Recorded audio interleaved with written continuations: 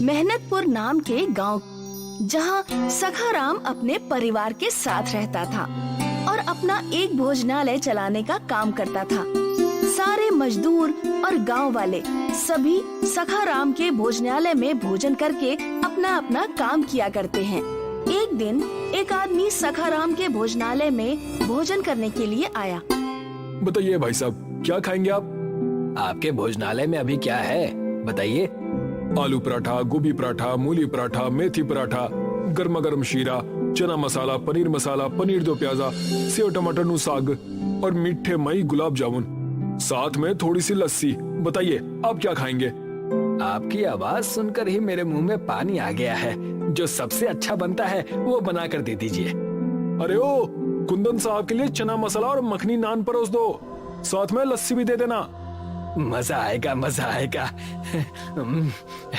जल्दी लाओ।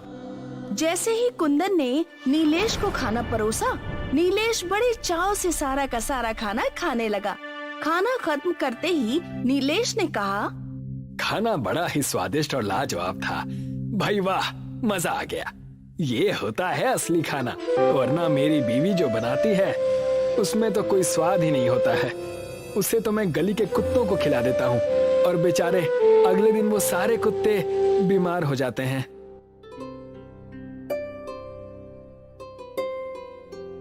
इस होटल में खाने के साथ नींबू पानी भी मिलता है। कुंदन भाई जरा मीठा लाना।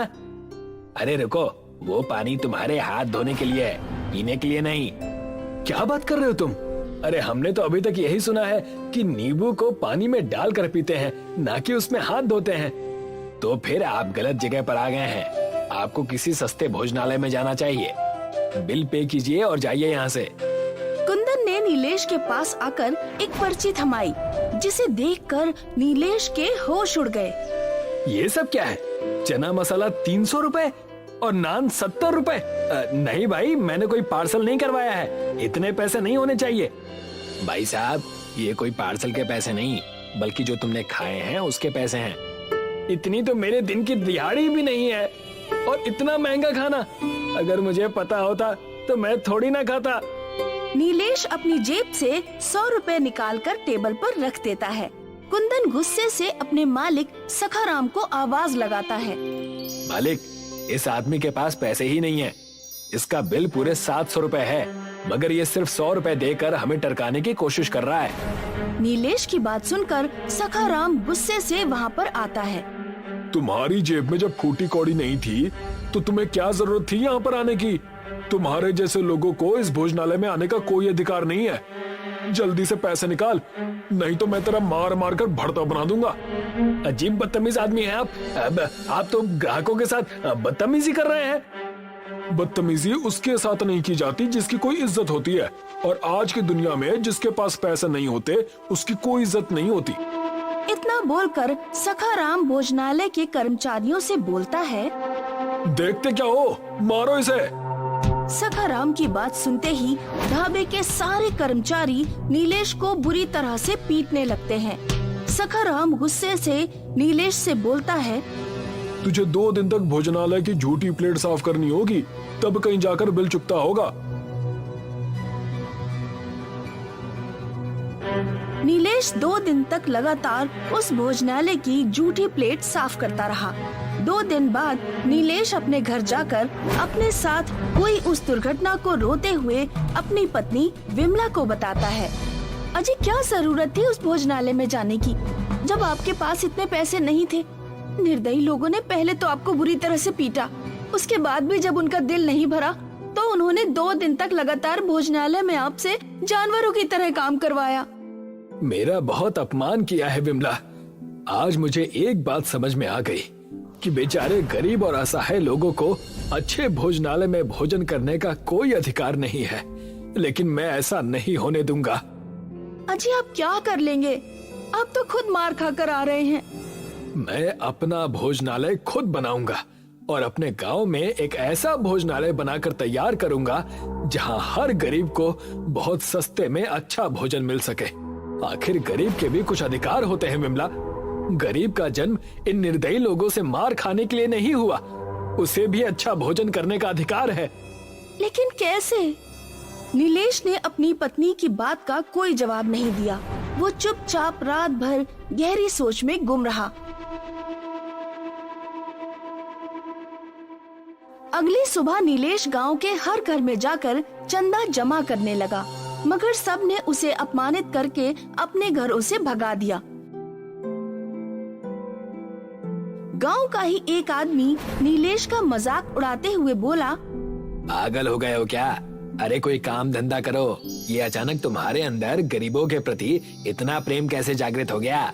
उसके लिए तो देश के नेता ही काफी हैं। ये कैसी बात कर रहे हो तुम?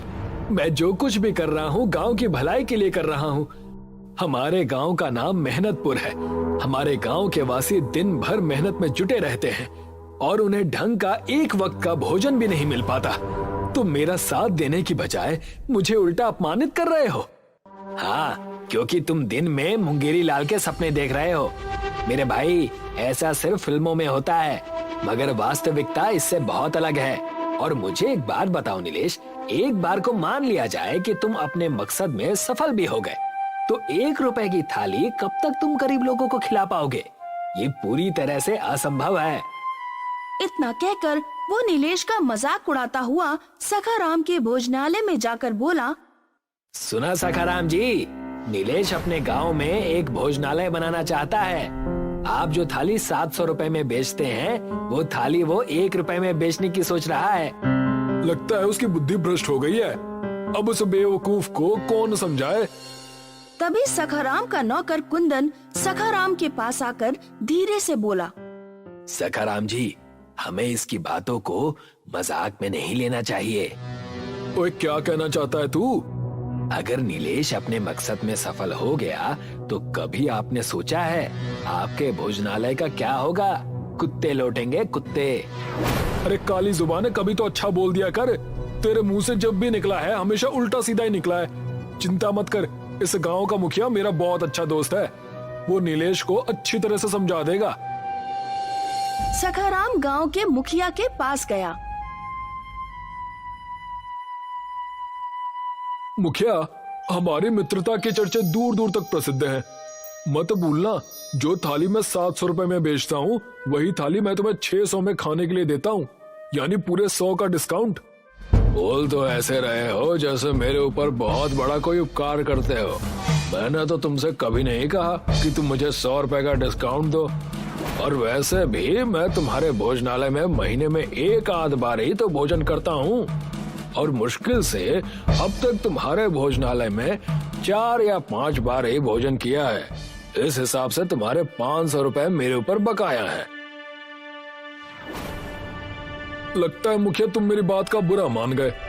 तुम अच्छी तरह से जानते हो सखाराम कि मुझे चापलूसों से सख्त नफरत है। मुद्दे की बात करो, किस काम के लिए यहाँ पर आए हो? कुछ दिन पहले नीलेश मेरे भोजनालय में भोजन करने आया था। अब आप ही बताओ मुखिया जी, 700 रुपए के बदले वो सिर्फ 100 रुपए दे रहा था। इसलिए मैंने उससे 2 दिन तक अपने भोजनालय की झूठी प्लेटें क्या साफ करवा दी। वो तो बुरी तरह से क्रोधित हो गया।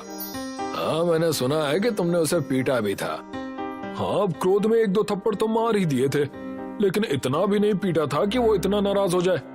कहना क्या चाहते हो सखाराम, खुलकर बात करो। वो इस गांव में एक भोजनालय बनाने की तैयारी कर रहा है, और जो थाली मैं 700 रुपए में देता हूँ, वही थाली वो 1 रुपए में ग्राहकों को बेचेगा। अगर ऐसा हो गया ना, तो मेरा तो भोजनालय बंद हो जाएगा। मैं सड़क पर आ जाऊंगा। सखाराम की बात सुनकर मुखिया हंसने लगा।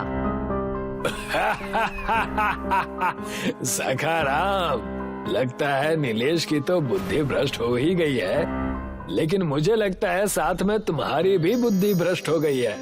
ऐसा संभव नहीं है। सोच लो मुखिया, अगर वो अपने मकसद में कामयाब हो गया ना, तो उसके नाम के चर्चे दूर दूर तक फैल जाएंगे। लोग इस गांव के मुखिया से ज्यादा सम्मान उसका करेंगे।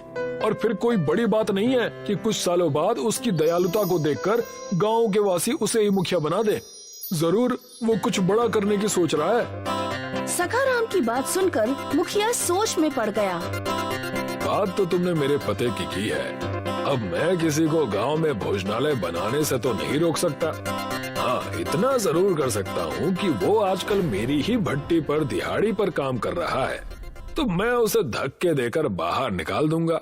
उसके बाद वो सिर्फ अपना पेट भरने की सोचेगा, ना कि गांव के गरीब भिखारियों का पेट भरने की।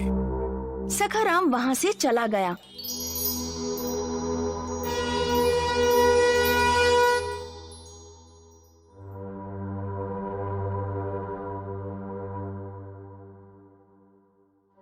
मुखिया ने उसी दिन नीलेश को काम से निकाल दिया। लेकिन मेरी गलती क्या है मुखिया जी? तेरी गलती ये है कि तू गांव में भोजनालय बनाना चाहता है। हाँ, तो इसमें गलत क्या है? अगर मैं गरीब का भला चाहता हूँ तो आपको तो प्रसन्न होना चाहिए। तू गरीबों का कोई भला नहीं चाहता नीलेश। मैं अच्छी तरह से जान गया हूँ कि तू सिर्फ अपना नाम करना चाहता है और मुझे मेरे पद से हटाकर खुद गांव का मुखिया बनना चाहता है। अरे पहले अपना और अपनी पत्नी का ही पेट भर ले, बाद में गरीबों के बारे में सोचना। चल निकल यहाँ से।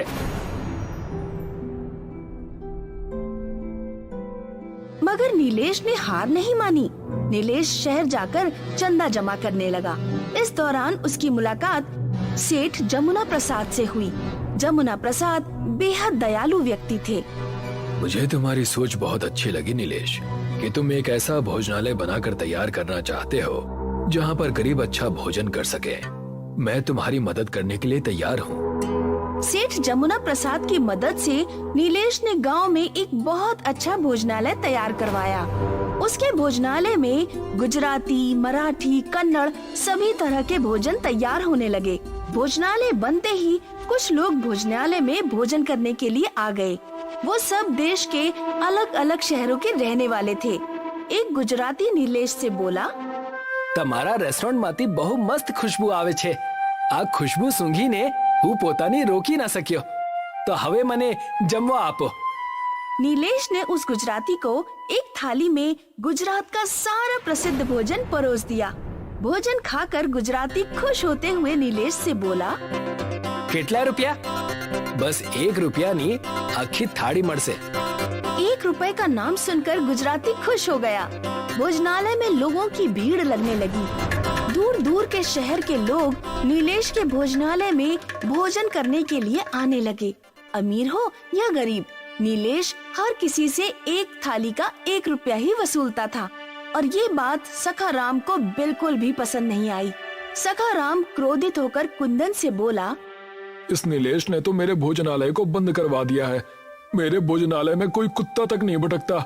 कुछ करो कुंदन। चिंता मत कीजिए सखाराम जी, मेरे पास एक उपाय है। कैसा उपाय? क्यों ना हम दोनों उसके भोजनालय में आग लगवा दें। जब 2-4 लोग जलकर मर जाएंगे तो उसका भोजनालय बंद हो जाएगा। सखाराम और कुंदन उस समय नीलेश के भोजनालय में आग लगाने की योजना बना रहे थे। उसी समय सेठ जमुना दास वहाँ से गुजर रहे थे। जमुना दास ने सखाराम और कुंदन की सारी बातें सुन ली। उन्होंने तुरंत पुलिस को इन्फॉर्म कर दिया। पुलिस उस दिन से नीलेश के भोजनालय पर नजर रखने लगी। रात के वक्त सखाराम और कुंदन भोजनालय में आग लगाने के लिए बहुत सारा पेट्रोल लेकर आ गए, मगर तभी पुलिस ने उन्हें दबोच लिया। मुझे तुमसे ऐसी उम्मीद नहीं थी सखाराम। तुम तो गांव के सम्मानित व्यक्ति हो। मुझे छोड़ दीजिए इंस्पेक्टर साहब। मैं इसके भोजनालय को जलाकर राख कर दूंगा। इसकी वजह से मेरा भोजनालय बंद हो गया। नहीं सखाराम, मेरी वजह से नहीं, बल्कि तुम्हारे ग्राहकों के साथ तुम्हारे बुरे व्यवहार की वजह से तुम्हारा भोजनालय बंद हुआ है। तुमने मुझे अपमानित किया। मैं चाहता तो अपने अपमान का जवाब किसी और तरीके से भी दे सकता था, लेकिन नहीं, मैं तुम्हारे अपमान का घूंट अमृत समझकर पी गया। और देखो, आज इस भोजनालय में देश का हर नागरिक आता है और सिर्फ 1 रुपए में पेट भरकर भोजन करके चला जाता है। तुम्हें क्या लगता है कि मुझे प्रॉफिट नहीं हो रहा? मेरे परिवार का खर्चा इसी भोजनालय से चलता है। पुलिस ने सखाराम और कुंदन को गिरफ्तार कर लिया और सखाराम का भोजनालय बंद हो गया। आज भी नीलेश के भोजनालय में 1 रुपए की ही थाली मिलती है।